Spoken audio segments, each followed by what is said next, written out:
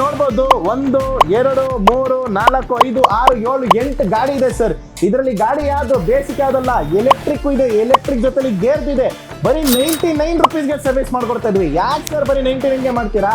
Free of cost ಮಾಡಿ ಅಂದ್ರೆ ಇಲ್ಲ ಸರ್, ಫ್ರೀ ಆಫ್ ಕಾಸ್ಟ್ ಮಾಡೋಕ್ಕಾಗಲ್ಲ. ಯಾಕೆಂದ್ರೆ ಫ್ರೀ ಮಾಡಿದ್ವಿ ಅಂದ್ರೆ ಕಸ್ಟಮರ್ಗೆ ಒಂದು ವ್ಯಾಲ್ಯೂ ಗೊತ್ತಾಗಲ್ಲ, ಯಾಕೆ ಫ್ರೀ ಮಾಡ್ತಿದ್ರು ಅಂತ ನಮ್ಗೆ ಇದು ಬಂದ್ಬಿಡುತ್ತೆ. ಹಂಗಾಗಿ 99 ರುಪೀಸ್ ಲೋವೆಸ್ಟ್ ಪ್ರೈಸ್ ಚಾರ್ಜ್ ಮಾಡ್ತಿದ್ವಿ. ನಿಮ್ಗೊಂದು ಬೆನಿಫಿಟ್ ಆಗಲಿ ಅಂತ ನಮ್ಮ ಹತ್ರ ಪರ್ಚೇಸ್ ಮಾಡ್ತೀರಾ, ವಿಸಿಟ್ ಮಾಡಿ. ಬರೀ 99 ಅಲ್ಲಿ ಸರ್ವಿಸ್ ಬೆನಿಫಿಟ್ ತಗೊಳ್ಳೋಗಿ.